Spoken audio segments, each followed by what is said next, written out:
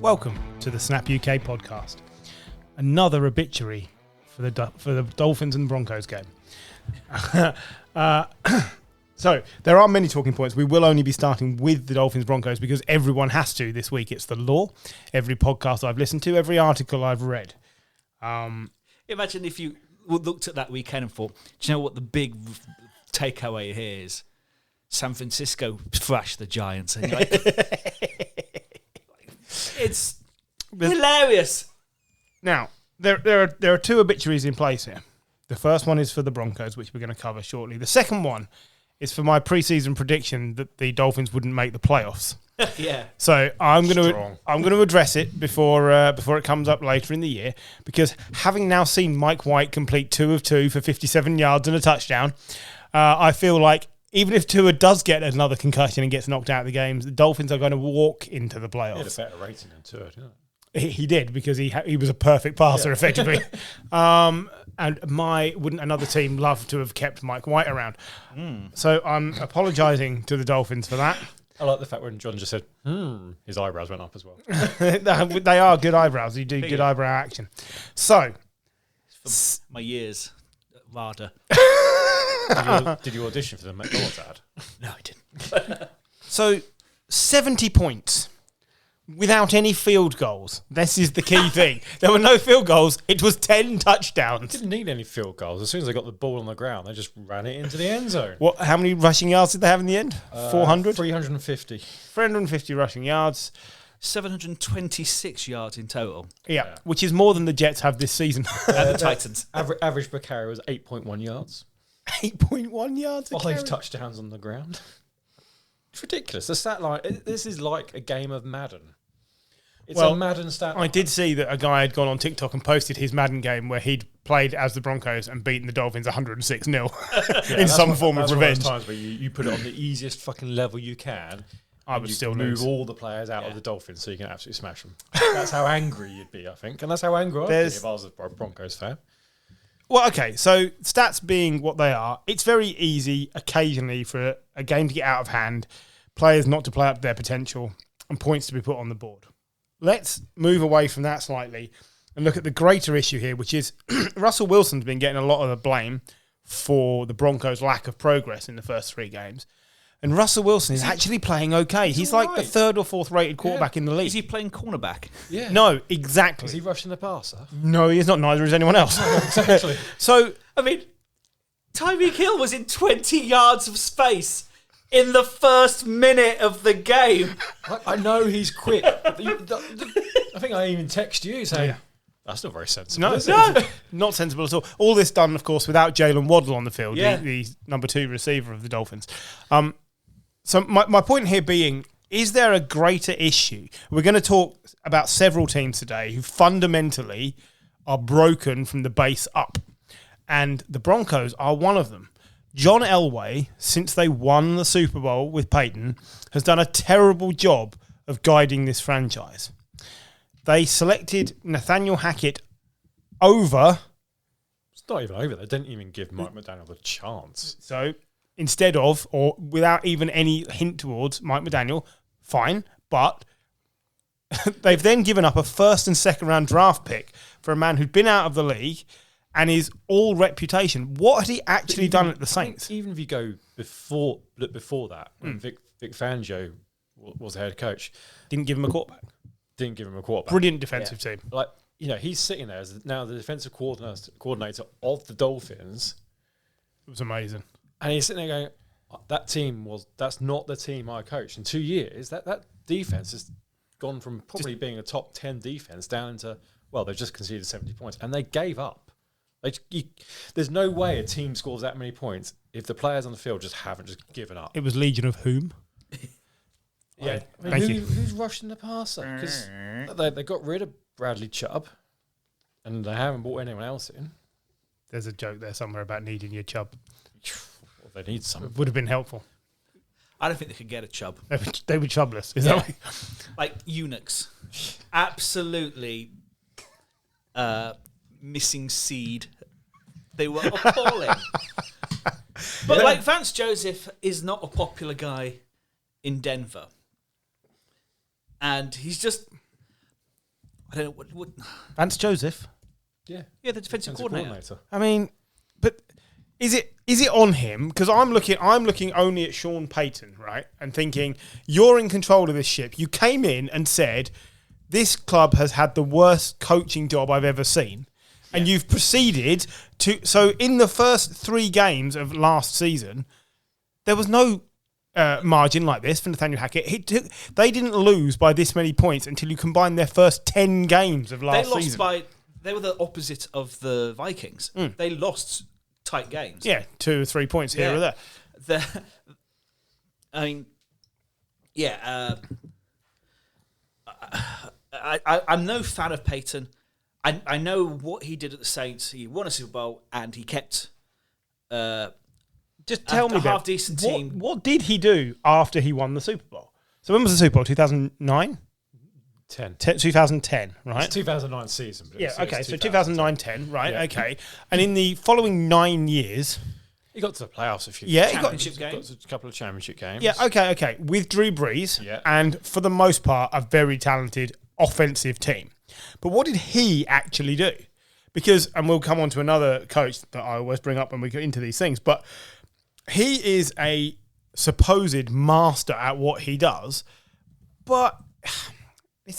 what has he actually got? He's got 1 Super Bowl and very little else. As many times as he made the playoffs, he didn't make the playoffs. Say, there was that season where obviously he was suspended for Bountygate, and they were only 7-9. Exactly. So who was? I can't remember who the head coach was that year. No. But they must have been doing something. He must be doing something right, because you don't win a Super Bowl, have a good couple of successful kind of team. All right, you're not winning another Super Bowl, but you get into the playoffs, the odd championship game, then you go away for a year. The team does average at best. And you come back and you pick it back up again. So what I'm getting at is he the be all and end all, or has his time already gone? And you're going to get the occasional thing, but nothing. Like he tried the onside kick in the opening game of the season just because he could. Like it wasn't a sensible thing to do. I whilst he was at the Saints. I thought he was getting what he was meeting expectations. The year they got to the championship game, they had a really great team. You know, you can go on about the botched call all you want, but the Rams were worthy of that Super Bowl appearance. As soon as you take a year out and you sit on the sidelines, I think you're cooked. You're done. You're out. You're done. You're out. Yeah. What he should be looking across the pitch, looking at thinking that guy is 30 years my junior and has outfought me in every single way. I agree. That's a fair point. I agree. I can't think of any coach that's had significant time out of the game and come back and gone, suddenly they're better. Not in this day and age. The only reason he's back is ego, because I don't think he really wanted that job though. No. I think he wanted the Chargers job. He has never said, I want to work with Russell Wilson. I want to work with this team. He just took a job because no one else offered him one, and his ego was suddenly saying, well, you must be good enough for one of these jobs. And he is all ego. It's fair. Oh, yeah. I mean, you don't have a Kevin James film. Have you not got one? In which he appears. Jesus Christ. Moving on from him, though, like the roster's, that's not his responsibility. That's down to Elway, down to George Patton, the current general manager. Although, it's not good. It's not a good roster anymore. Like we said a couple of years ago, we were saying all this team needs is a quarterback. Like the Vic Fangio years, all this team needs is a quarterback. They went and got a quarterback, but they got rid of everyone else. And now you've got Adam Troutman playing tight end, and you haven't got a pass rush because you've got So defensively, without Fangio. And bear in mind, Fangio gets production out of nobody's. Like, I reckon he could get you and I right in the passer. Yeah, probably. Right? But without Fangio, they've got no good, solid, basic defense. Nope. And Gary's been saying it for a long time. I'll give him the credit. All of their good wide receivers have turned out to be potential only. None of them have turned into 100% reliable every week. Cortland Sutton was good in this game. Yeah. He was fine. We get 130 yards. I mean, he did. No, he got 91 yards. Okay. But, but he was Jerry good. Jeudy got 81 But yards. but tell me next week which one of the two of them will definitely be good. There's not a wide receiver there now that if you're playing fantasy football, you're like, right, yeah, he's going to get me a solid 10, 15 points. No. And that's a problem because Russell Wilson had DK Metcalf and Tyler Lockett, and you can't do it all on your own. There's also not a running game, really. Jamonte Williams. Oh, man. The running game is just dire. The line's bad as well. Like, Yeah. you spent a load of money on Mike Mike McGlinchey. McGlinchey. Fuck him. He's I mean, shit. there's a reason that the 49ers let him walk. Yeah. Mike McGlinchey is not a bad player. It's He's just not a he's not a bad difference-making Yeah, O-lineman. exactly. That's the He's issue. not a player you give record-setting money to. No. That's No. why the 49ers let him walk. I don't think the Broncos was an attractive destination. They've got to give people the money in order to get them in the door. I believe it starts with Elway. Payton is now a problem.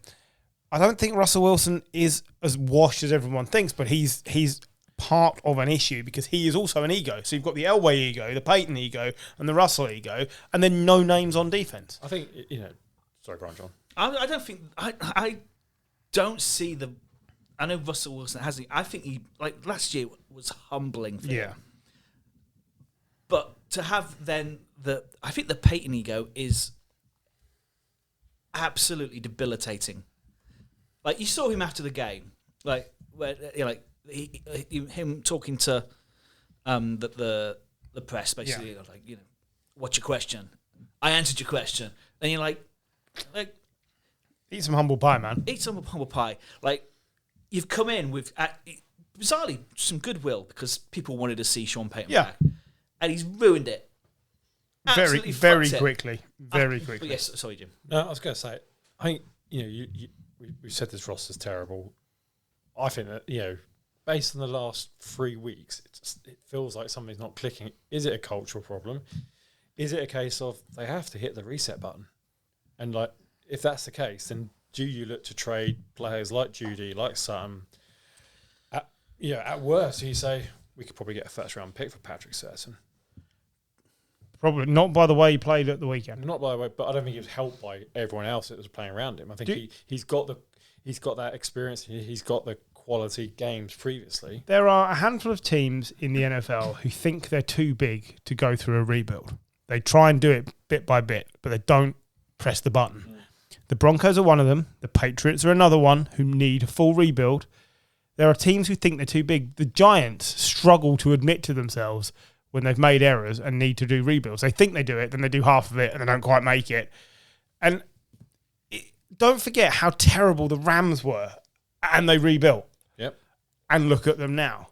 The Cowboys are another one who've all the way since the 90s haven't really ever pushed the button and done a complete I rebuild. think they've ever really needed to. No. Well, I think they've always been there. Steelers need a massive rebuild. They do now, yeah. And yet, First time it's a ever. proud, loyal franchise that struggles to do that. And that's the Broncos, when you've got that mentality plus the egos, they're in trouble. They are going to be picking in the top 5 of the draft, without doubt. Surely. No, and they traded the pick. Well, no, they won't be, but But they should, that's where they'll end that's up. where they'll be finishing. Yeah, it's. I mean, just helping the fucking Saints out. Right. Okay, all right, so that's fine. We've buried that one. There's no need to go over that anymore. We can move on to another team that had lofty ambition and are now serving up You mean for free snaps? 3 snaps this season. The Jets was the off-season feel-good story. The injury in the first game has been covered. It's awful. The Jets are not a team I root for because they're in the same division as the Patriots. But I miss the Mark Sanchez, Rex Ryan Jets. They were good times. Fitzmagic. You see, I'm on board with this. That's fine. I can get behind the idea of the Jets being okay. What I don't like to see is a team, what I consider a team to be full of playoff winning potential, quarterbacked by a man who appears to be controlled by some sort of animal with a joystick. He just doesn't, he has nothing. He got sacked by no one at the weekend. He just fell on the floor. He's not a man. He's a boy. Well, and herein lies the problem. Salah has been steadfastly standing behind Zach Wilson since the end of that opening game, which they won. Yep. And it's dividing the locker room, and everyone, Stevie Wonder, can see he is not the answer. He just isn't. So, John and I were having a little game the other day of players who must be better than Zach Wilson, were they on the Jets. Yes. John, name a couple. So, You started me off the other day with a perler. You said, Terry Bradshaw now. yes. And I make you right. I'm fairly sure that's true. Like Bobby Boucher from the Waterboy. As a quarterback. Even if he's just rushing the passer, he's still just KJ Hamler. Remember him during COVID? I'd take. He'd take him. I'd take him That's over. a fair shout. Airbud. But you made another valid point the other day. You said if you told me LeBron James had signed to quarterback the Jets, they'd win more games. I make John right. He's 42. Yeah. And he's never played NFL. It's just... Eventually it got silly. We ended up with Wellard the dog from EastEnders. And Jimmy Cranky. But all of these... The only person apparently who is not better than Zach Wilson is Tim Boyle. Tim Boyle and Colin Kaepernick. Basically, it became Culverhouse or Mornington Crescent. It was you just had to keep naming people until you mentioned Tim Boyle and Colin Kaepernick because they're the only two people in the world the Jets consider worse than Zach Wilson. So Colin Kaepernick has written a letter asking for a tryout with the Jets, making the point that he still works out every day. It's 6 years minimum since he threw a pass. Yeah. 7 maybe. Maybe more, yeah. 2017, I want to say. I think it's 6 years minimum since he threw a pass. John will look it up while Of course. while we're filling time. He will not be the answer. I struggle to believe Colin Kaepernick would be a lot worse, if at all worse. 2016. Oh, 2016. But there are other answers. Now, Jim and I got into a debate about whether or not any of the answers would be available and whether or not it's worth it for this team. And those are valid points. I think it's a Super Bowl window roster. Do they just hang on for next year and hope Rodgers is fit? I think that's exactly what you do. I think you've suddenly, with Aaron Rodgers now out for the rest of the season, you've suddenly got your first round pick back for next for going into this. You can, the way it's going, you can legitimately have a top 2 pick. Yeah, I can't see the Jets being much better than that. Well, they've got their one win. If they don't win any others, they haven't got that much draft capital to trade for a backup quarterback. And I think every team out there is looking at exactly what's happened there, what's happened at the Saints, and what will probably happen somewhere else. And it's like, we are one injury to a quarterback away from being irrelevant, like the Jets. The Jets are now irrelevant. Yeah. Now, Salah has to, at the moment, say Zach Wilson's option because he hasn't got any other options. If Tim Boyle's not the answer, then it's like, well, you can't turn around and say Zach Wilson isn't the answer. Well, what is? It's like, well, yeah, we'll just play Alan Lazard there. And he's got to keep... Zach Wilson will be there next season. There's no point going... Yeah, this guy, actually, it's not actually his problem. It's Joe Douglas's problem. Because every GM should be looking at the roster and saying, all right, I've got my starting quarterback. What happens if his ACL suddenly goes? Or what happens if his Achilles snaps? What is the backup plan? Do you not think we have this conversation every year about whether teams have got good enough backup QBs? And I don't expect GMs to be listening to the podcast and going, oh, that's a really fucking good idea. Yeah. It's pretty logical, though. You only have to look at what happened to the 49ers last year. They lost 2 quarterbacks. They still made it to the championship game. And then lost another 2 quarterbacks. Yeah. So here's my point that I was making to you. Like, I don't necessarily believe Aaron Rodgers comes back and is 100% Aaron Rodgers. Now, he may not have to be, but nothing... What is he, 38, 39? Why would you necessarily believe he comes back from this injury and immediately marches you to the Super Bowl in the last year of his deal? I don't think you can guarantee that's the case. It has to be 100% Aaron Rodgers. I think this is a roster that is built where if you had a Brock Purdy-style quarterback who can just not turn the ball over, I think you'd be all right. So they have signed yesterday Trevor Siemian. Trevor and Simon. Trevor and Simon, absolutely. Jeez, that's a blast. That is swing your pants. Yeah. Going live. Wow. How old are we? He's got to wash his own kit because he doesn't do face. Nice, John. Very good. You've made a niche podcast so much more niche. So niche now. We've lost John for the rest of the show. Trevor Siemian is what I would call safe hands. 42 touchdowns to 28 picks, 7,000 passing yards as his career. He's one of the better free agent backups. If you put him behind this lineup, I think you get better results than you do Zach Wilson. Yep. But you also could have gone and signed Matt Ryan. Now, the reason they won't is because the O-line is conceding pressures at a ridiculous rate. 48% of the time they're conceding pressures. And Matt Ryan can't move. Yeah. But Matt Ryan, protected, gets this team into the playoffs. I don't think no. You don't reckon? No. I don't think the Colts' problem was on him. I don't think it was on him. I just think... Because he hasn't officially retired. No, but I think he's very cosy in that CBS studio. Yeah, I was going to say, he's got a Colt McCoy, for me, same as Trevor Siemian, wins more games than Zach Wilson. But I don't think he wins enough games. I don't think these guys are free. I don't think there's a quarterback out there that gets the Jets over the hump that is the AFC East. Like, you've now got the Dolphins, as we've just pointed out, playing lights out football. Yeah. Bills are still really strong. You've been beaten by the Patriots already. You've got to have someone that's going to, and the AFC in general is pretty strong, as we know. You've got to have someone who's going to give you something special. Look for the medium to long term. It's going to hurt some egos in that locker room, and that's probably going to be the toughest job that Salah has at the moment, is getting them to stay on board, keep playing, maybe get something out of the season. But realistically, they can't play Zach Wilson and achieve that. Everyone that whole team should be going, and they won't say this in public, should be going, this season's done. Yeah. What do we do? What are we doing for next season? But players are playing for themselves as well. They want to put up the stats to get the money, and they're not interested in the fact that Aaron Rodgers is out. They want to know why somebody hasn't been brought in to help them win now. Though? Who are you going to bring in? Well, I told you if it was me, I'd give up a second round pick and try and get Andy Dalton. Because I think Andy Dalton does get this team over the hump. Absolutely no way now that the Panthers are going to get rid of Andy Dalton. No, maybe not. Because Bryce Young, it's been proved that he's not 100%. Injured. But the Panthers are looking to still acquire. They're not in a win-now situation. The Panthers could be talked into that because Bryce Young will be back.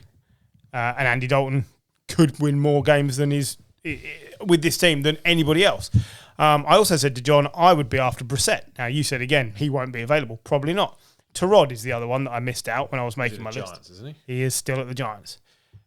I think those three can win enough games at the Jets to get them into the playoffs and reasonably far. I think you're potentially You've got a Jets tax there, though. Yeah. I don't think they've got a second round pick because I think they're giving it to the backers. Sure. You know that the price of the pick has gone up. Basically, why does someone want to help the Jets?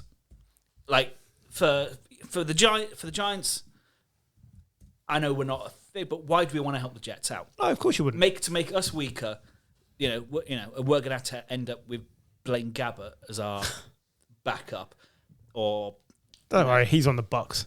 Oh, fuck. He has not been on the list of people I would bring in ahead of Zach Wilson. Having to make the phone call to Cam Newton to be like, "Hey, fancy being a backup to a guy who's still free." Yeah, Cam Newton's still available, never officially retired. No, I do remember him playing though, and he was shit. For the Patriots and the Panthers. He seems to have forgotten how to throw. I just think he can't do it anymore. But no, I agree. All your points are correct. This is what I was saying the other day. I get what you're saying, but I can't believe that the locker room is prepared to say, yeah, let's just sit for a year on this. Because that is not how it works. No. That is not how it works. So I still think they have to do something. If Trevor Siemian is the something, that's not great, but it's probably better than Zach Wilson. But if they don't win 6 games this season, I think you really struggle to keep that locker room. Because that would be an absolute embarrassment for players that are this talented. It's just players of this talent need a quarterback because everyone needs a quarterback. And the O-line is pathetic. It's pathetic. If you get a high draft pick, you can go in there and get a decent O-line again. Well, it's such a tricky one for the Jets because for the first time since 2011, 2012, they actually had hope. I know. And it's funny, isn't it? and it's over. Yeah. 1999, Chad Pennington or Vinny Testaverde? Vinny Testaverde, same thing. Like, signed him, should be a Super Bowl contender, snapped his ACL first game. And as well, because their offense is so bad, that defense is going to be on the pitch a lot. Like we saw Quinn and Williams get injured this weekend. Like that, all that's going to happen is that defense, which is so vaunted, should be there helping Aaron Rodgers with field position, is just going to get pummeled. Yeah, because it's going to be on the field. It's going to be all the time. And what happened is, who knows what their state they're going to be by the end of the season for next season. Exactly. Okay, all right, moving on from that disaster zone. Let's talk about some of the games from the weekend. Starting off with Cardinals up, Cowboys down. Who saw this one coming?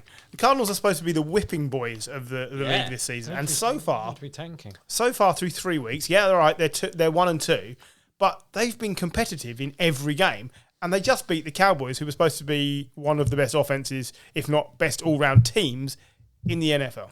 Can't help but laugh, can you? It's great, isn't it? I really like it. I mean, it's not like I dislike the Cowboys or anything. I do. I find it hilarious. John gave us the stat on this. Josh Dobbs was drafted in 2017. This was the first game he's played in and won. So I gave you the stat. Well, sorry, Jim gave me that stat. Somebody did. Jim gave it the stat. Okay, so did you give the stat? I mentioned it earlier. Josh Dobbs has alopecia. Thanks for that. That's my Josh Dobbs stat. You can't buy a Josh Dobbs, easy for you to say, jersey at the Cardinals shop at the stadium. Really? They don't stock it. He went in and tried to buy one. No! There's actually a thing online of him going, I don't exist. The thing is, he seems like a genuinely really good guy. Made me just think, I really like Josh Dobbs. He seems like a really good bloke. I think he's going to be probably a career backup. But go make your money. Who was the best quarterback on the pitch this weekend? It was Josh Dobbs. Out of him and Dak. Out earning $35 million less than Dak. Yeah. Dak's gone, isn't he? Dak is. You reckon? He's gone? I'm not sure. I don't know. The O-line is injured. They are missing 2 or 3/5 of what is their best O-line. But he doesn't look the same. Everyone has injuries. Yeah. Tell you what, the Texans were also missing 4 O-line starters. Yeah. And CJ Stroud looked amazing still. Yeah. Well, we'll get to him in a second. Everyone has. John's right. Every team has injuries. Yeah. Dak hasn't looked the same. No, he hasn't. Since the break. No, and it's a struggle, and I get that. I still don't like the fact that Mike McCarthy is calling the plays. That does nothing for me. And I think they're going to. Sean Payton, isn't it? They're going to be streaky. The Cowboys. They're going to win 2 or 3 games really big, and then absolutely tank. And that's what they did here. But the defense, which has kept them in games, because they weren't good. The offense wasn't good against us in week 1. The defense pummeled us. Yeah. But the offense didn't need to be, I guess is the excuse. In week 2, they weren't great, but the defense was brilliant. This weekend, the defense was really appalling. You mean Micah Parsons and friends? Micah Parsons, yeah, but that's it. It should be. It's got now Trayvon Diggs now. Now Trayvon Diggs, they have apps maybe they just need to make an adjustment but it was poor, and maybe we're just giving the Cardinals more credit because Jonathan Gannon has played against the Giants, the Giants, and the Cowboys, Commanders, because he was a former Eagle. He knows us. Let's see what happens next week, but. This will be the story of the Cowboys season, up and down. Now, the Cardinals might only win 2 or 3 more games, but for me, I'm so impressed by the effort. Got the 49ers next week. Okay, they're going to get thumped. Yeah, but I'm so impressed by the effort because that is the reverse of what you saw from the Broncos. Yes, exactly. Every single player has gone, I ain't tanking. I've got a career here. Yeah. I'm going for it. And I believe the coaches are as well. Yeah. Ownership might be tanking to try and get over the mistakes they've made with Kyler, but Gannon is coaching for the first time as a head coach. He's not trying to tank. No. He wants a respect. If he comes out this season with 6 wins, everyone's going to go, that is a job. Yeah. You have done a... Because not only have they lost Kyler, they binned off Colt McCoy, laugh all you like, but actually had been really successful as a backup for the last 2 or 3 years. And basically they were left with nothing. And the players are saying no. 2 weeks before the season? Yeah, he's been there 4 weeks. Yeah, exactly. And suddenly he's got his first win. And that's not unbelievable. It's astounding. I think and they're so. doing it without their best defensive player. Yep. But Baker's injured. Yeah, Buda Baker's injured. We should mention James Conner. People don't rate James Conner. He is running hard. Like, he is working. It's what you're saying. Everyone's working really hard on this team. It seems like, we said it last year, Kyler Murray's a terrible leadership. It seems like they've actually got some leadership now. They're united round a And player. They're playing for their lives. Kyler Murray is no leader. You know, you look from the outside looking in, you look at that organisation and you're like, tanking. Look at all the moves they made to get rid of all their good players, and didn't bring in got rid of Colt McCoy. They brought in this Josh Dobbs fella, and he's never won a game. It screams like, we don't want to win. We want to draft Caleb Williams. They all know that. Yeah. But Gannon has brought them together, and they're playing hard. Yeah. And that's exactly, to your point, that's exactly what the Broncos didn't do. As soon as the Broncos went down 21 odd points, They are not united. they gave up. It's not a team. Two things. You mentioned Caleb Williams. Thank you for sending me the clip earlier of him taking the ball in the nuts. Taking the snap when you're not ready, and he just went down. That was beautiful. You also mentioned the Texans. Now, Texans up, Jags down. Now, this was a bad week for the Jags, but they haven't really got going this season. No. For my money. You said coaches that have been away from the game maybe shouldn't come back. What do we think about Doug Peterson? Because last year, I really liked the Jags last year. How much are we just not crediting the fact that it was because Doug Peterson isn't Urban Meyer, and suddenly it was a breath of fresh air that suddenly this guy hasn't. He's not feeling up waitresses in a bar. He's on the. He's going wrong. He's on the team bus with us. He's not. Kicked our special teams players yet. Like, this is great, but there's a few teams where the offense hasn't clicked yet. It's like quite a lot of teams, yeah. And I came into the season with high hopes for the Jags. I picked Lawrence as my MVP pick. you did. I am quickly rescinding that and wishing I'd picked Tua because. Far too early for that. It is, but I know. I do know. I see where you're coming from. Yeah, you could take it. We're nearly in a couple of weeks' time, a quarter way through the season. Yeah, absolutely. Tua is ahead of Trevor Lawrence, no doubt about that. But it's not. I mean, it's Cohen Ridley he's looked better than a lot of people said he would, and I'm glad because he's a great player to watch. But the Etienne has looked well. He's looked like a player who's slightly injured. He's not looking great, which because he's slightly injured. It's just not clicking. Everything looks very slow. Yes. Everything looks very slow. Lawrence doesn't look up to speed, but I think they're just giving him more and more to do. Yeah, it's early in the year. And I am not concerned yet about him. Especially in that garbage division, they'll be fine. But I had them down to walk it. I'm not sure. Yeah. I had them down to walk it. I think they'll get it together. Now, you were saying about the Texans quarterback. Yeah. He looks like an absolute find. Like yes, he does. Does he not remind you of early Eagles Carson Wentz? About how productive he is immediately? Yeah. Now, if he's half of a leader as well as that, then the Texans are set. I think he seems to be because, again, they made him captain straight off the bat.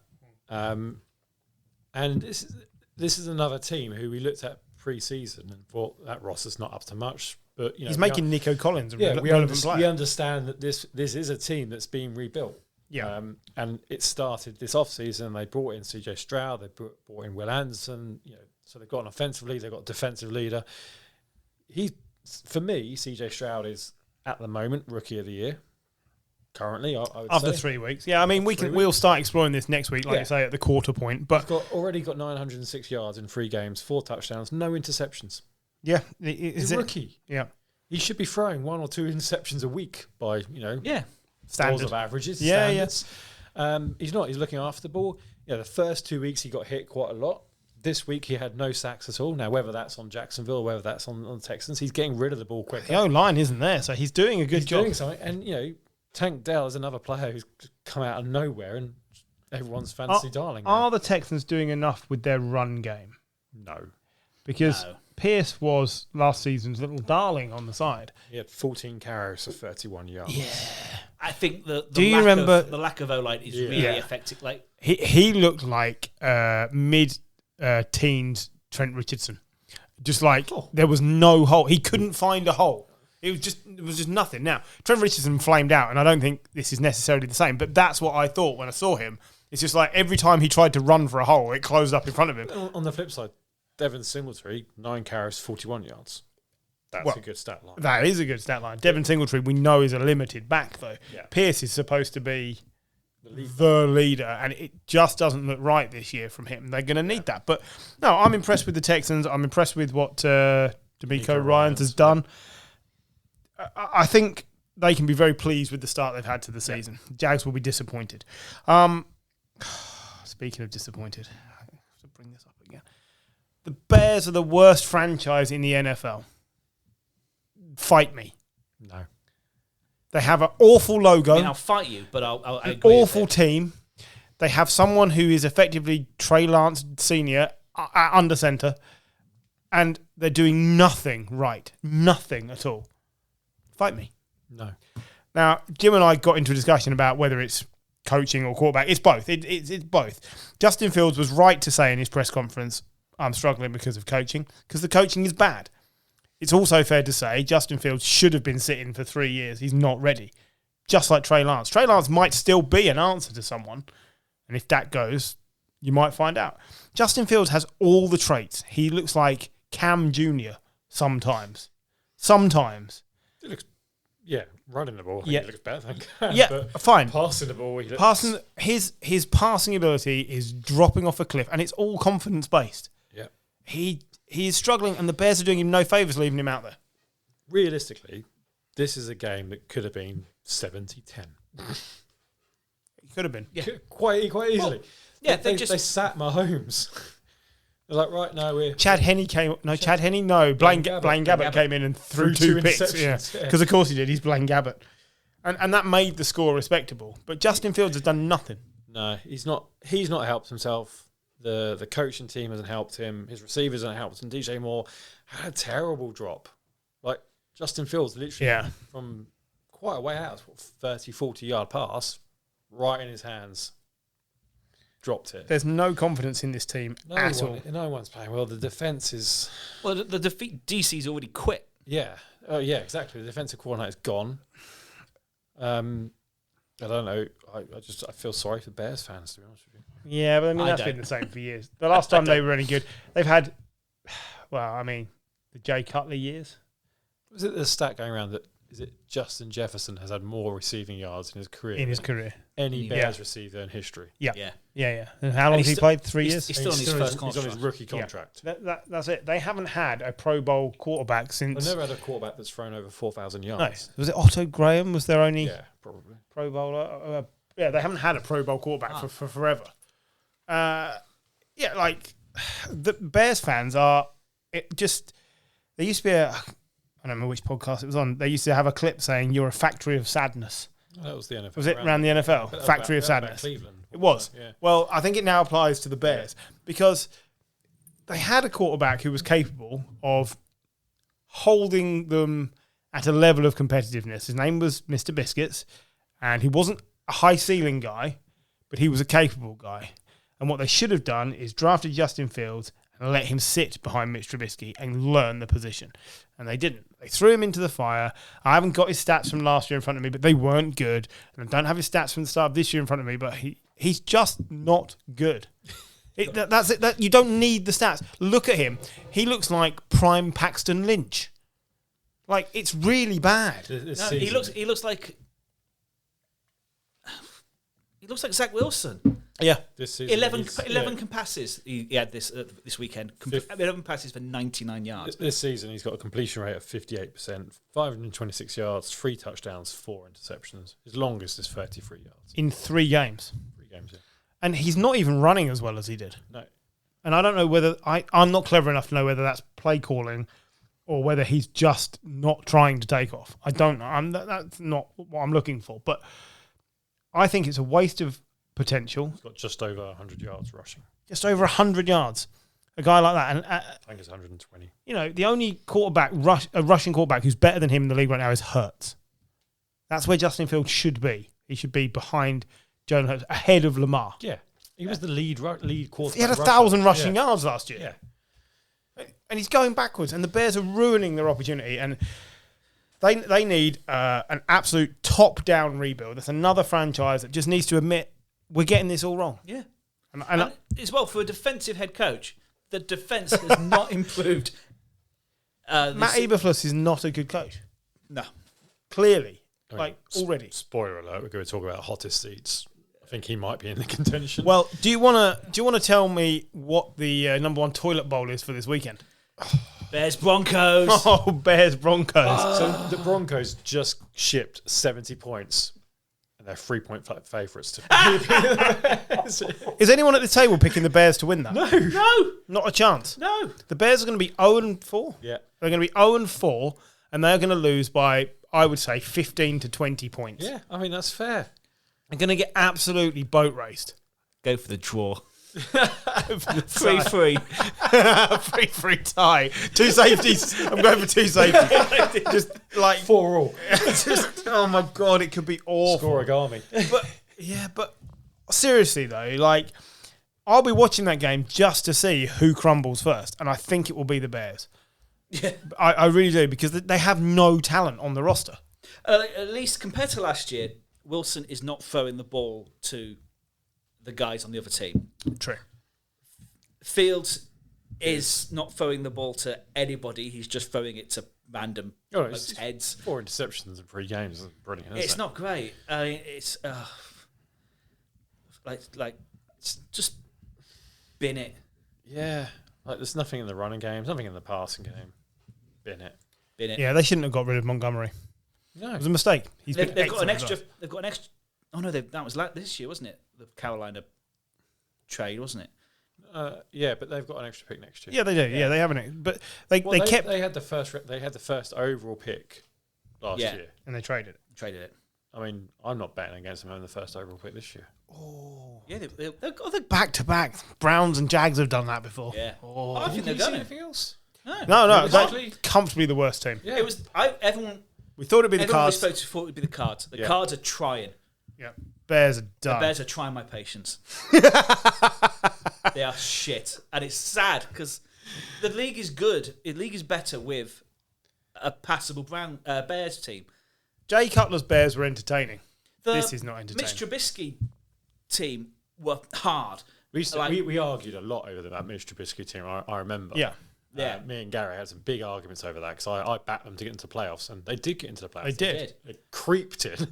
They did creep. But at least it caused an argument. Here, the 3 of us are sitting there, yeah, that's shit. A double doink away from beating the Seattle. Eagles, who won the Super Bowl that year. Yeah. That's how... They were a good team. They were hard. They weren't fun. Like I say. The Cutler team were fun. Yeah. This team's neither. It's just... That is a good place to... Funny. That is a good place to stop for a break so I can recover and talk about another team who are extremely disappointing. So, teams that leave me disappointed. Teams that leave me wanting less. The Vikings. Last year, 11-0 in one-score games. This season, 0-3 in one-score games. Yeah, how quickly the tide turns. Doesn't it? It was predictable. Why can't they be like the Broncos and just completely consistent in sucking forever? So, Vikings Chargers. It was who was going to Charger or Viking it up the most.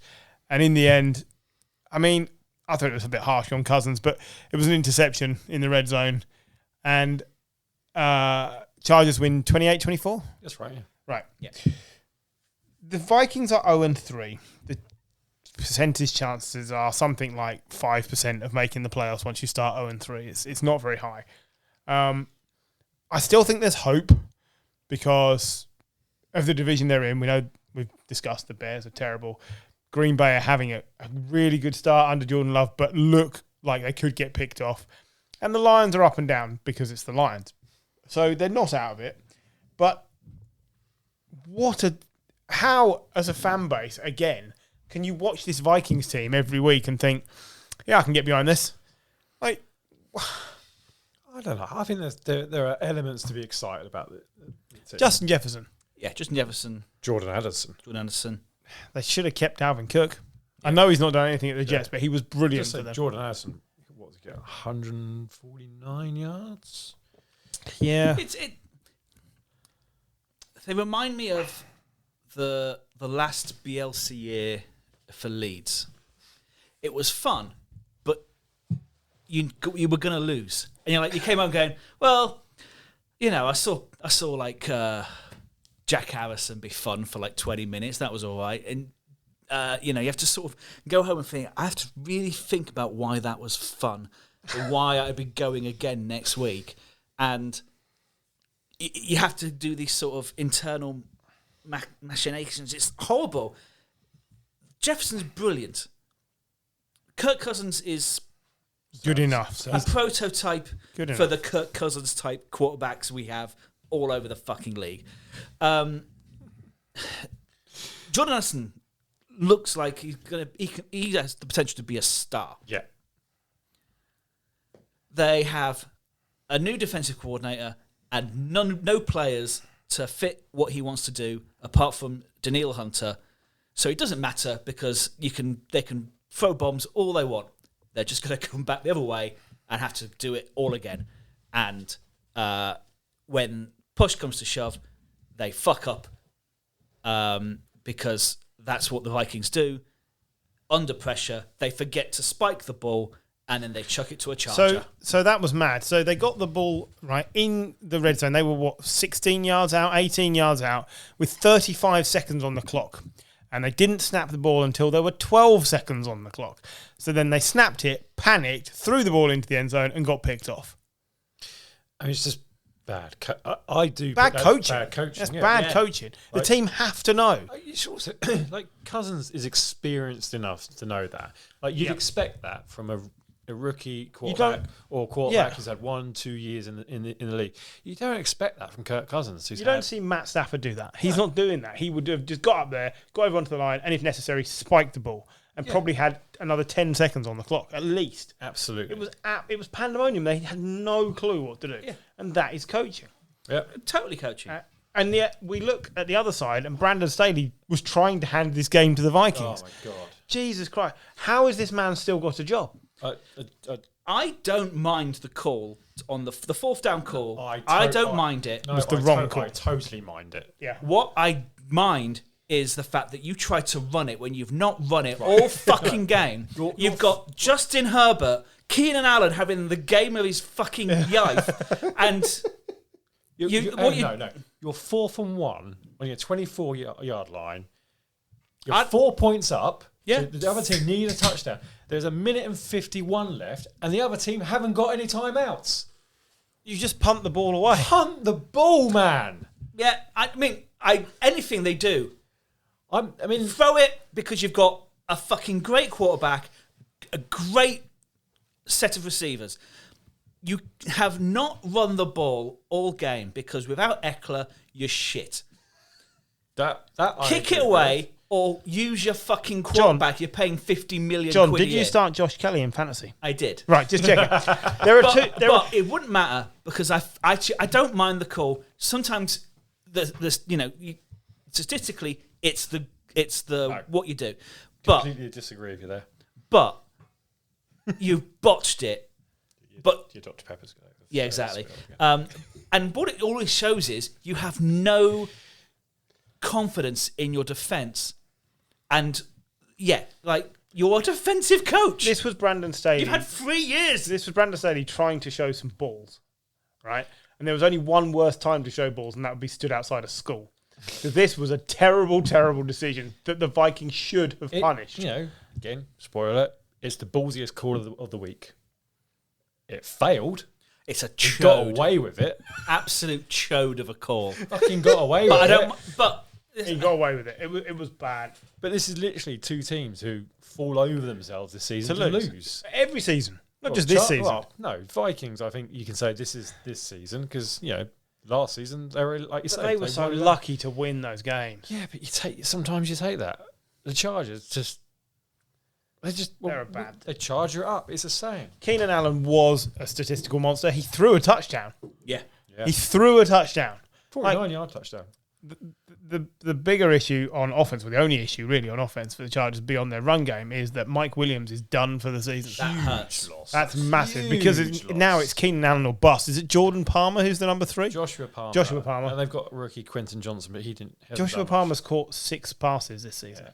I mean, he had a phase as a good player last year, but he's not Mike Williams. No, he's not Mike Williams. You're going to be looking for Quentin Johnson, who they drafted in the first round, to step up into that role. Whether he can or not, I don't know. But it's like we saw last year when I think it was Keenan Allen that went down. Once you're down to one receiver on this team, one quality receiver on this team, things get hard. Now, next week we can start picking teams that we think won't make the playoffs. Teams that will definitely make the playoffs, whatever, quarter of the way through the season. But if you had to pick right now and tell me which one of these two teams is more likely to reach the playoffs, it wouldn't be a lock that you would definitely pick the Chargers. No. Would it? And the Vikings have spotted them like 2 games. Chargers are 2-1, I think. 1 and 2. Oh, sorry, 1 and 2. Okay, but you would struggle to tell me that it's definitely the Chargers. It should be the Chargers. Oh, it should be the Chargers. But the Vikings aren't that far behind them. And the Chargers look like they're trying to hand every game away. They've lost this player. I've got no faith in Brandon Staley. Chargers' next 3 games are home to the Raiders, home to the Cowboys, and away to the Chiefs. So you can end up 2 and 4. Yeah. Or 1 and 5. Yeah. I think that's 1 and 2. The Raiders look shit. Let's give them the win over the Raiders. Right, okay, I'll give them the win over the Raiders. So 2 and 4. Then they've got the Bears and the Jets. Okay. So they're looking slightly happy. So they could be 4 and 4, but...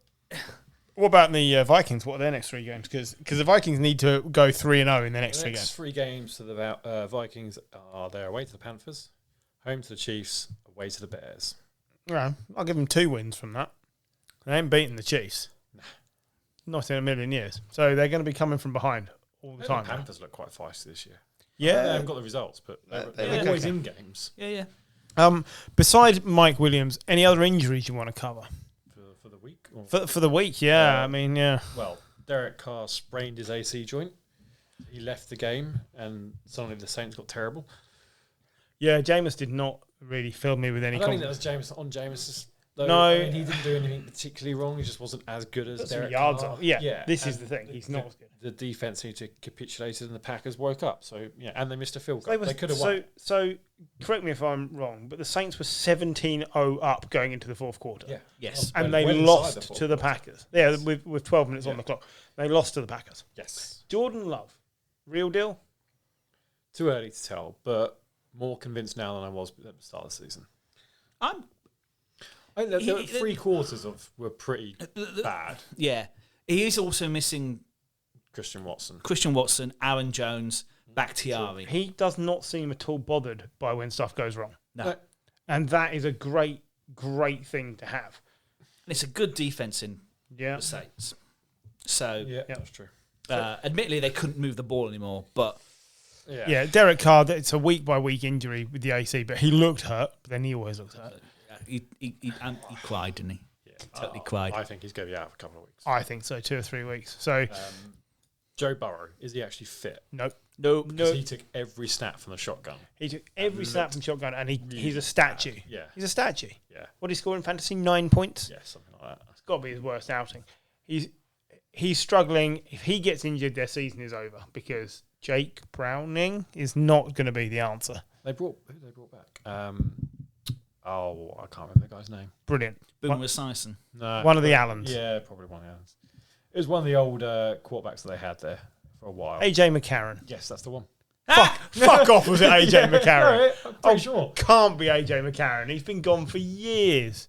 Fucking AJ McCarron. Hasn't he been in USFL? He was in the USFL and, various other randomly. He's joined the Bengals in the wake of Joe Burrow's injury. So I'm loving that. Thank you. AJ McCarron was... XFL even. AJ McCarron was one of my favourite college quarterbacks, and then He started. Do you remember the year they got to the playoffs, but Dalton got injured and That's right, and he was really good. They lost, obviously, Yeah, but he was really good. And then he got injured when it was his chance to start, and didn't ever really latch on anywhere else. But I really liked. Didn't he go to the Raiders?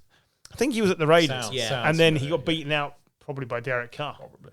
I think he got beaten up by Peterman. Bloody hell. It was Derek Carr and Peterman. Anyway, Bengals next 3 games. They've got 3 games, then they've got a bye. Right. So it's whether they can get through that with Burrow. So they're being- 1 and 2. They're 1 and 2. They've got the Titans. I think they'll At the lose. Titans. I think they'll lose that. Yep. At the Cardinals They'll win that. versus the Seahawks, or home to the Seahawks. I think they only win one of them. Really? I think they beat. I think they beat the Titans. The Titans look like one of those teams that could trap anybody. Could be like a 7-3. Like Titans have been terrible in the 2 games they've lost. Yeah, they've not been good in the 2 games they've lost. And they beat the Chargers. Doesn't really count, right? Yeah. I don't know. They just look like they could put points up all of a sudden. And I don't think the Bengals have got that explosiveness now to do that. the thing with the Bengals is the defense looks on it again. Joe Mixon looked good as well. Yeah. He looked better than he did through all of last season. Rewarding my fantasy faith for picking him for the 4th year in a row. Yeah. Their game straight after, the 2 games straight after their bye is away to the 49ers and home to the Bills. Ooh, that's not pretty.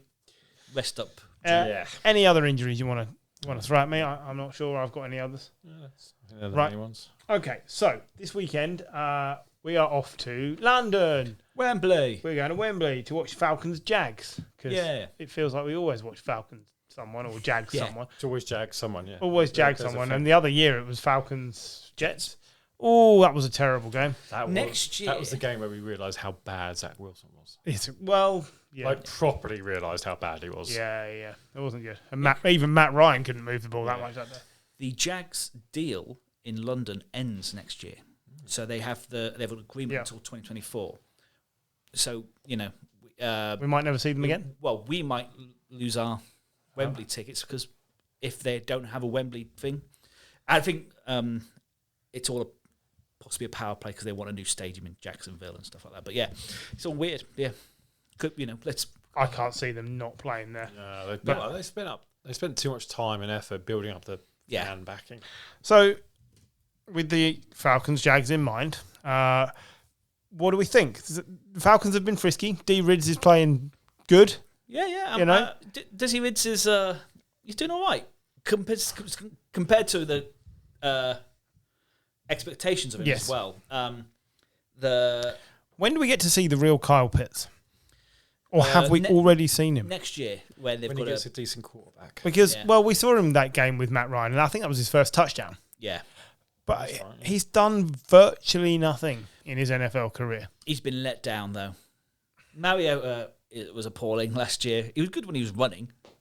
This year, Ridder is a limited quarterback, but he's young and learning. He was never ready. Arthur Smith wants to run the ball. Yeah, that's the thing. And there's no point having this potentially sorry, it's my stomach. This generational tight end or whatever. You've got a generational tight end by the sounds of things. You're going to need it. Pretty slack. But it needs to have an accurate quarterback. He just hasn't had one. He had the last days of Matt Ryan. Yeah, I agree. Come on, Kyle, make some plays, man. Do something. Jump off the page. My favourite stat from last year was that 3/4 of the passes towards Kyle Pitts were uncatchable. But that says it all. You can. I mean, he's got an incredible frame for a human being. He's huge. If he can't catch a ball because it's sky high, then no one can. Okay, round the table. Who's winning? Falcons, Jags. Jags. Falcons. I will take the Jags, and it pains me because I've gone out of my way to not support them every time we go and see them. Gary's picked the Browns. Of course he has. I think so. I think Trevor Lawrence and Doug Peterson get this right. I when it was announced, I was like, "Fuck, that's not very exciting." But actually, it's going to be quite intriguing to see the 2 different teams. They're set up very differently. So you know what you do get to see when the Falcons come to town. You go on. You got to word it properly now, haven't you? Because you've jumped in. The small ball boy. That you get to see the adult who is not fully adult-sized ball boy for the Falcons running around on the sideline. He wanted to say the word midget, but you're not allowed to. I didn't want to say that. You did. Right. I didn't know what to say. I love that. That's what you're most excited about. I mean, it was pretty good. Yeah. And also, I seem to remember last time we went, the Falcons forgot to bring their kick in net. Yeah, that's right. So that was thank you. Right. So they were trying to. Just thinking back, was that year? Yeah, that was that year. They were trying to construct a net, and it just kept blowing away. Right. Thursday night football. Who have we got? Packers and Lions. Ooh, tasty. Good game. Yeah. They usually suck. This is a test for the Lions, right? The Lions have to win this, I think. This is a test for the Packers as well. It is, but if the Packers lose a fairly close game to the Lions, everyone will say, well, Jordan Love's starting for the first time, whatever. But if the Lions lose this, and they are then, what? I just think Goff's playing too well at the moment. You'd think, but Goff is playing really well at the moment. He's the third quarterback in the league, number 3, yeah. I think. I just think it would be a massive blow for the Lions to lose. They need to establish some dominance now. I would like to see them get more out of the run game. I think they will, but don't forget Montgomery was missing. Yeah. And that's massive. I think they need him. It balances out the rest of their run game because he is dominant when he's allowed to power run. Yeah. If he's back this week, I think they will breeze this game. Without him, I think they will struggle. Is Aaron Jones back for the Packers? I think that helps them as well. Hell knows. I hope so. I hope so, because I've got him in every fucking fantasy league. Is he elite? Yes, he is. He is. Despite what some people say, he is elite. To be fair, said. Never let him forget. No. Yeah. Never. No. The Lions pass rush turned up last week. They had 7 sacks against a good offensive line in Atlanta. Atlanta's offensive line is probably one of the best. They haven't been there before, and you point out Bakhtiari's still 50-50. Elgin Jenkins, their other tackle, is probably going to be out as well. If they can get to Jordan Love, I think that's game over. Because I was listening to someone say that Bakhtiari, because he's got like turf toe, so he's only going to play on real grass. Which I mean, at least this one's at the Packers. But they played on real grass at the weekend, and he didn't play. No. He just has ongoing issues. Yeah. He's just old and broken. Well, yeah, we all know it. He's been in the league for 10, 11 years. Yeah.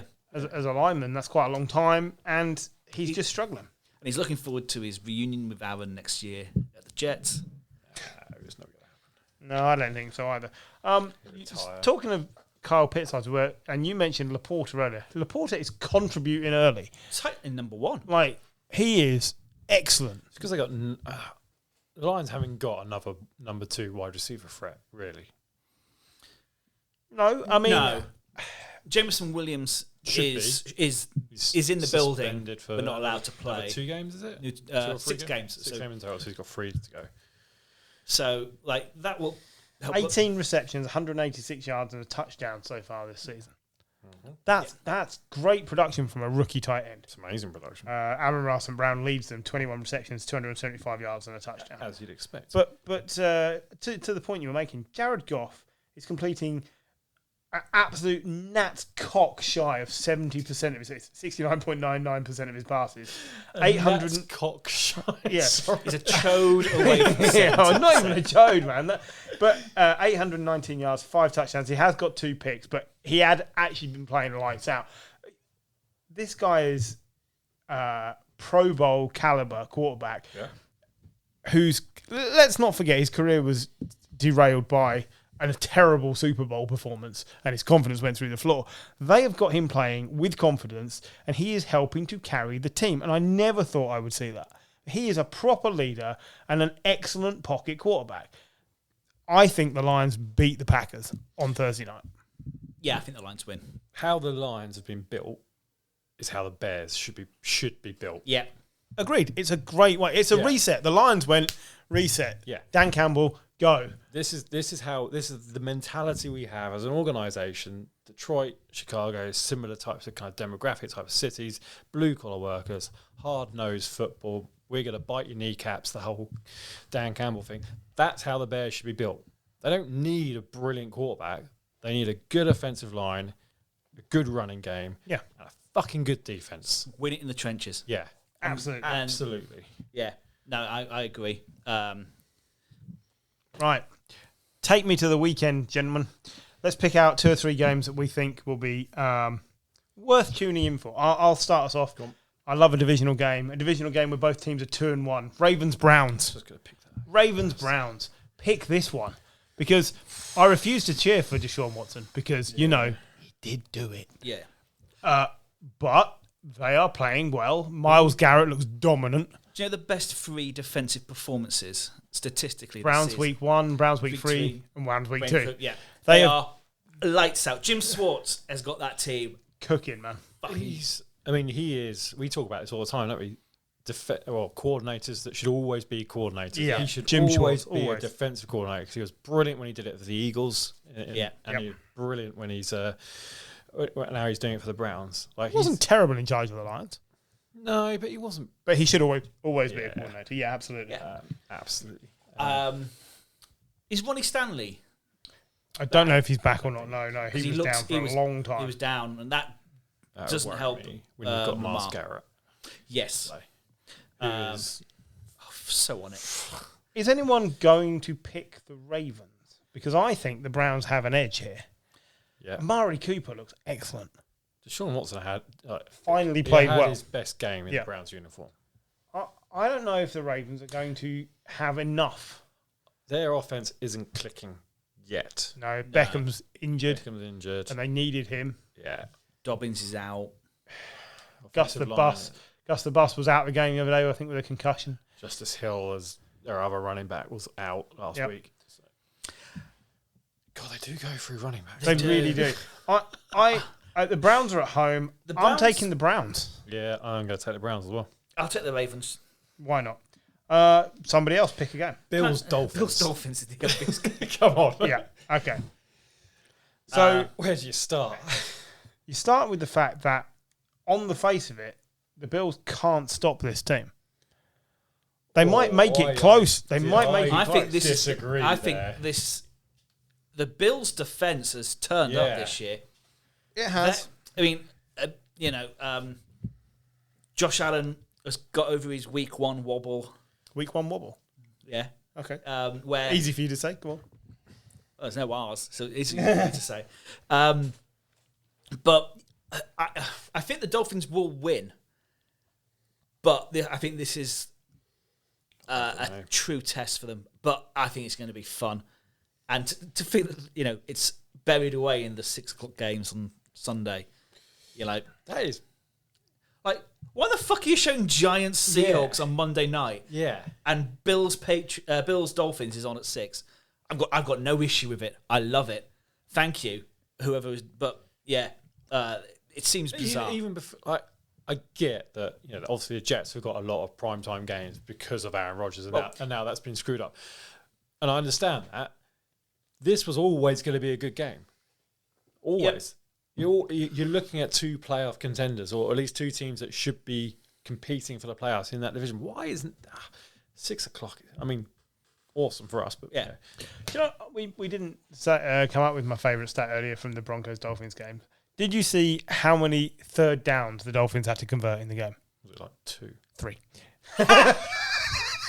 They were averaging 8.5 yards a play. They didn't have to do any fucking third downs. It's ridiculous. I mean, literally a hot knife through butter. Okay, well, I am picking the Dolphins. I'm going to pick the Bills. Their defense is better. Like, the passing yards allowed is almost they're second in the league, 100 less than the Dolphins on average, and they can see less to the ground as well. Milano's like mossing. Yeah. Oh yeah. He's been brilliant. Look, I won't now pick against the Dolphins until they lose, because I haven't seen anything to make me think anybody can stop them. But Bills are rated second. Dolphins' defense is only 23rd in the league. They just haven't had to do anything. No. So it'd be interesting. Model's still questionable. Yeah. If he plays, by the way, I think they will tear the Bills apart. River Cracroft is doubtful. Oh, well. Thanks for that. John, do you want to pick a game? Nah. I mean, I like misery. So obviously the Bears Broncos is the toilet bowl goes without question. Is what I'm drawn to. I'm also drawn to Jets Chiefs. So that's a Sunday night game. Sunday night, I'm not staying up to watch that. I can guarantee.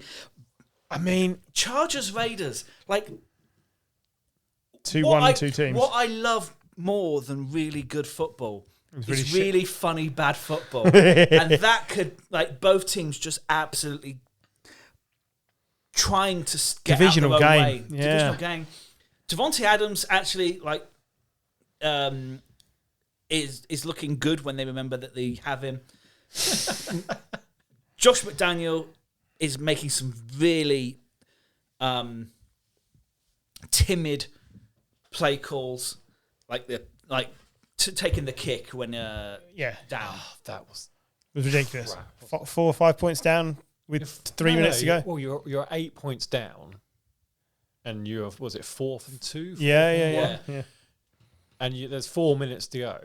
Score the fucking touchdown. Yeah. So yeah, that could be really fun. But other than that, it's not a weekend. There's a lot that excites me, but I think actually it'll be good I'll to give see. you one that intrigues me.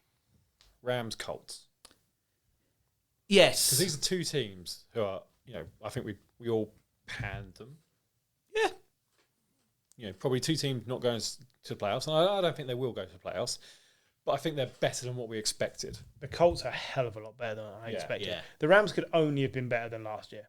Yeah. I still don't think they're very good. Do you know what? I looked at the squad and I thought, I don't think they can be better. It was dire. It was Puka Nakua has saved them, basically. Yeah. But he needs to score a touchdown. But he hasn't scored a touchdown yet. But the Colts, just gets yards, not touchdowns. the Colts, I've really enjoyed that, and it didn't seem to matter whether it was Richardson under centre or Minshew under centre. Yeah. Like him or loathe him, he played really well.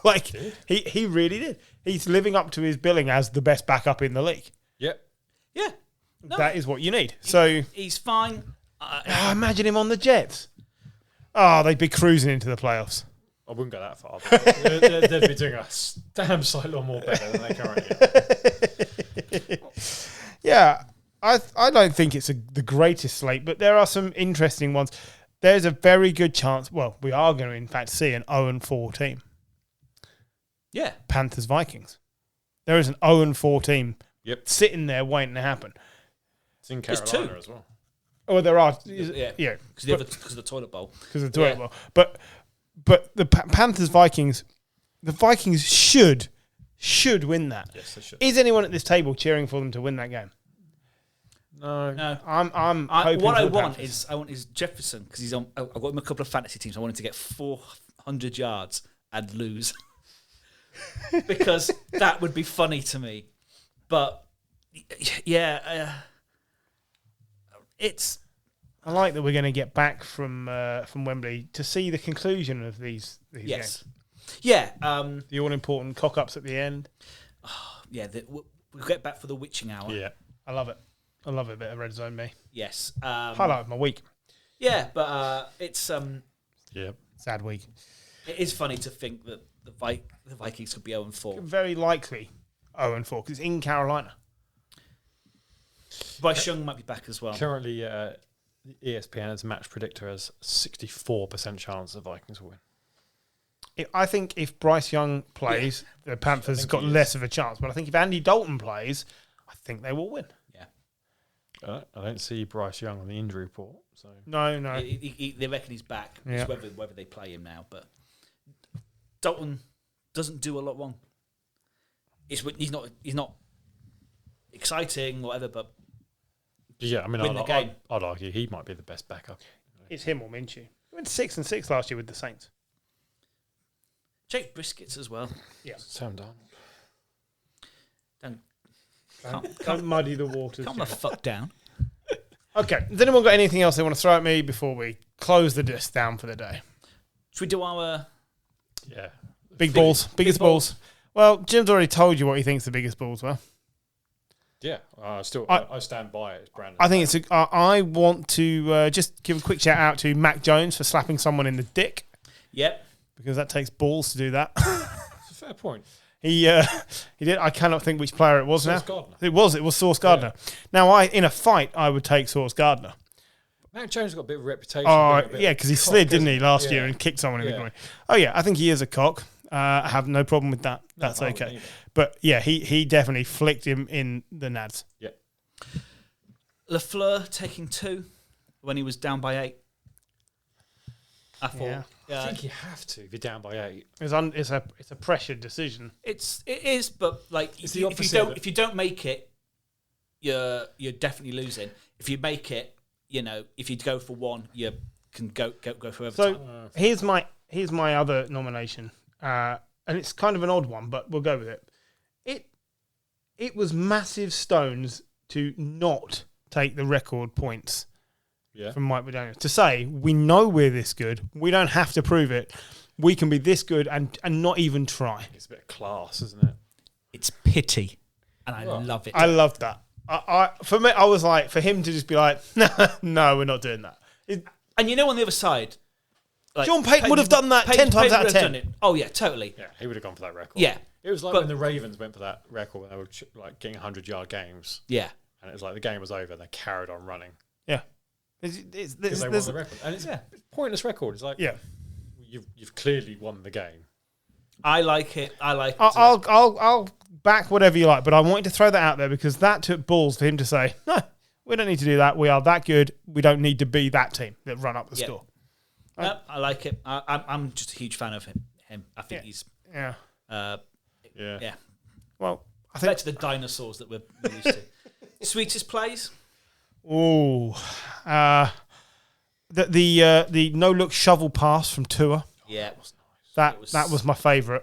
The fullback who recovered the kick. Fucked it up to start got in the guy's way and then rumbled down the field. Heaviest ever. 255 pounds. The Boone touchdown punt return. Do you know what? That's nice. I think I can back that. Yeah, I love that because I've never seen a man so slow rumble down the field so far.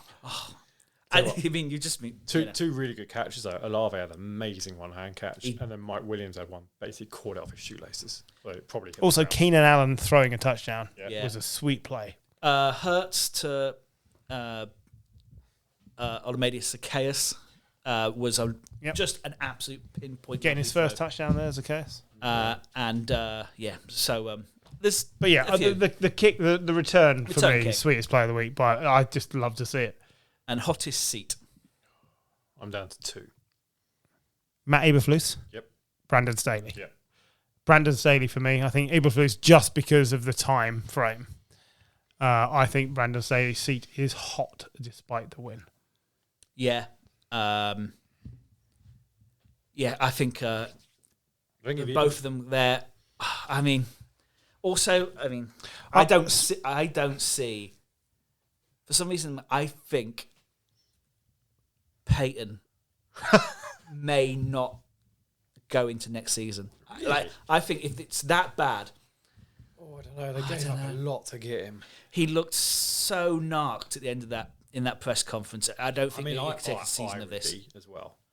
Special mention, he won't get sacked. Special mention... Not just him. Special mention for another coach who won't get sacked, but who's certainly going to be fighting some flames this week is Robert Saleh. You keep backing the wrong guy, the locker room is going to turn. He won't get sacked because of Rodgers. What else is he meant to do in that situation? He needs to put pressure on his team to find him a quarterback. He's in a corner by Joe Douglas, who Joe Douglas drafted Zach Wilson. It's his guy. Yeah. I don't think there's anything Robert Saleh can I think Robert Saleh should be coming out and saying, I'm starting Tim Boyle. I think he should be doing that. Force Joe Douglas to get you someone else.